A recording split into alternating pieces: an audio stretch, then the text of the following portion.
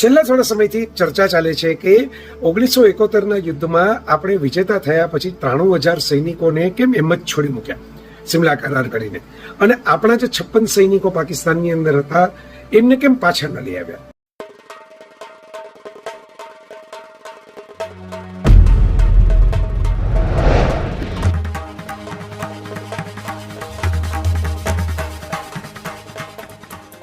જય વસાવડાના તમામ વિડીયોનો એક જ ઓફિશિયલ ખજાનો એટલે પ્લેનેટ જેવી યુટ્યુબ ચેનલનો જલસો. તો જલ્દી લાઈક કરો, સબસ્ક્રાઇબ કરો અને બેલ આઇકન પ્રેસ કરી ઓલ સિલેક્ટ કરો, જેથી તમે જોઈ શકો અમારા વિડીયો સૌથી પહેલા. ઇન્ટરેસ્ટિંગ મુદ્દો છે, લાંબી ચર્ચા માંગી લેવો છે, ઘણા બધા સમીકરણો એમાં સમજાવવા પડે એમ છે, પણ ટૂંકમાં કેટલાક બુલેટ પોઈન્ટ્સ જે પેઢી વાંચતી વિચારતી નથી, જેને લાંબો ઊંડો અભ્યાસ કરવાની સમજ નથી અને જે માત્ર કોરામાં કોકે મારેલા ગપ્પા અથવા તો વોટ્સઅપની અંદર કે યુટ્યુબની અંદર ફોરવર્ડ થતા મેસેજીસની લિંક્સ જોઈને જ પોતાના અભિપ્રાય બનાવે છે, એમના માટે જીનીવા કન્વેન્શન એવું સર્ચ કરજો અને ઇન્ટરનેશનલ લેવલે જીનીવા કન્વેન્શનનું ફોલોઅપ દરેક જવાબદાર દેશે કરવું પડે છે.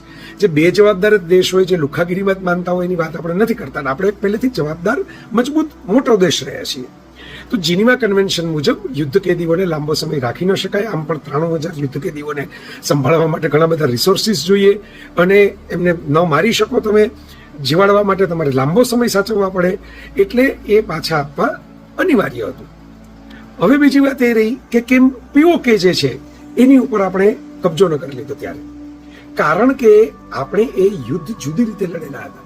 બધાને યાદ જ હશે કે પૂર્વ પાકિસ્તાન જે હતું, પશ્ચિમ પાકિસ્તાન જે અત્યારનું પાકિસ્તાન આપણે જોઈએ છીએ, એનું એક અંગ પૂર્વ પાકિસ્તાન હતું. એને કાપીને બાંગ્લાદેશ બનાવવામાં આવ્યું. મુક્તિ વાહિની મુજીબુર રહેમાનની ત્યાંની લોકલ જે સંસ્થા હતી, જે બાંગ્લા ભાષા માટે મેદાને પડેલી, અને એમાંથી ક્રાંતિની આખી એક ચિંગારી પેટાઈ, જેને ભારતે છુપી મદદ કરી. જાહેરમાં તો ત્યારે કહી શકાય એમ નહોતું, અને એમાં પાકિસ્તાની આર્મીના અમાનુષી અત્યાચારો થયા હતા અને એની સામે બાંગ્લાદેશ છૂટું પડ્યું. આ શેખ હસીના જે આપણે ત્યાં આશ્રય લે છે એ જ મુજીબ જે છે એના વારસ. તો આજે સમજવાની વાત એ છે કે એ વખતે આપણું ફોકસ શું હતું? પાકિસ્તાનનો ટુકડો કરવો, પાકિસ્તાનમાંથી એક જુદો દેશ બનાવી નાખવો, એની ટુ નેશન થિયરીને ખોટી પાડવી, જેના આધારે જિન્નાએ પાકિસ્તાન માગેલું અંગ્રેજો પાસેથી કે તમે એવું માનો છો કે ભાઈ હિન્દુ મુસ્લિમ બે અલગ અલગ રાષ્ટ્ર છે ને ભેગા ન રહી શકે, પણ મુસ્લિમ પણ તમે ભેગા નથી રહી શકતા, તમારામાંથી પણ બાંગ્લાદેશ છૂટું પડે છે. આ આપણો મકસદ હતો અને એમાં આપણે કામયાબ થયા, અને એનો ફાયદો આજે પણ આપણને છે કે આપણે એક બોર્ડર ઉપર ધ્યાન આપવું પડે છે. એક સાથે બે બોર્ડરના મોરચા ખુલતા નથી. ભલે બાંગ્લાદેશમાં આજે આપણી વિરુદ્ધની સરકાર હોય, પણ લાંબો સમય આપણી ફેવરની સરકાર પણ રહી છે, એના ફાયદા પણ આપણે લીધા છે. તો આ વાત જે હતી એમાં આપણે ખુલ્લેઆમ એમ કહી શકીએ એમ નહોતા કે અમારી લડાઈ પીઓકે કે કાશ્મીર મુદ્દે છે, તો વેસ્ટ પાકિસ્તાન સામેની લડાઈ ઉઘાડી પડી જાય.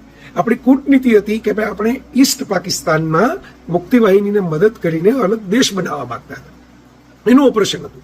એમાં નડતર જે પાકિસ્તાન કરે, એટલે પશ્ચિમ પાકિસ્તાન, અત્યારનું પાકિસ્તાન, એને આપણે સબક શીખવાડવાનો હતો, પણ આપણે એ લડાઈ નહોતી લડવાની ફૂલ ફ્લેજ.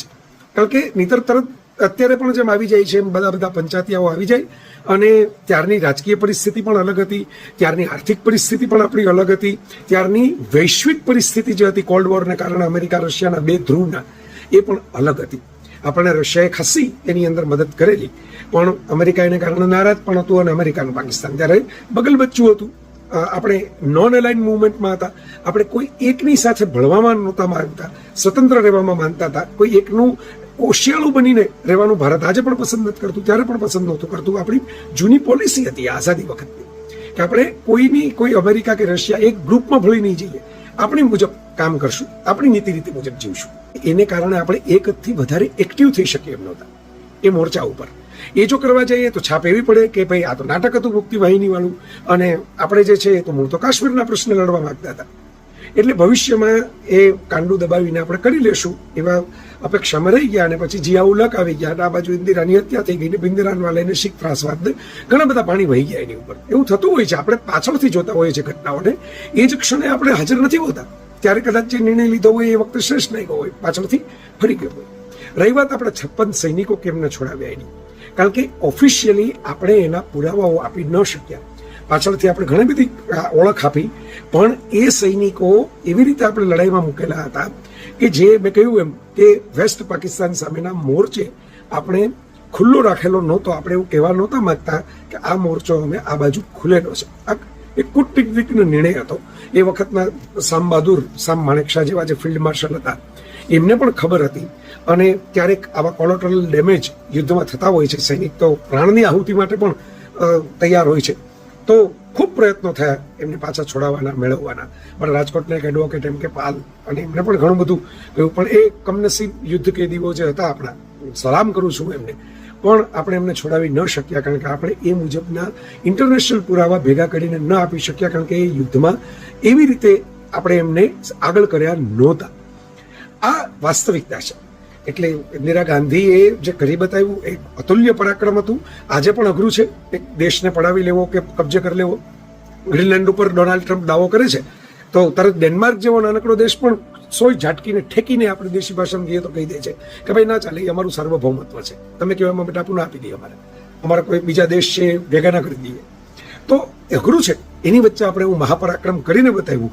એમાં જ પાકિસ્તાનની આમી સમસમીને બેઠી. એમાં જ ભૂતોની સામે ઝિયાએ બળવો કર્યો. એમાં જ ઝિયાએ એવું વિચાર્યું કે ભારતને સબક શીખવાડવો જોઈએ. આ બધી બળતરા જે છે એ બાંગ્લાદેશ આપણે ઊભું કર્યું ત્યારથી વધારે થઈ ગઈ પાકિસ્તાનની, કાશ્મીર ઉપરાંત. અને હજી ચાલુ છે. અને હજી આપણે એના જવાબો દેતા રહીશું.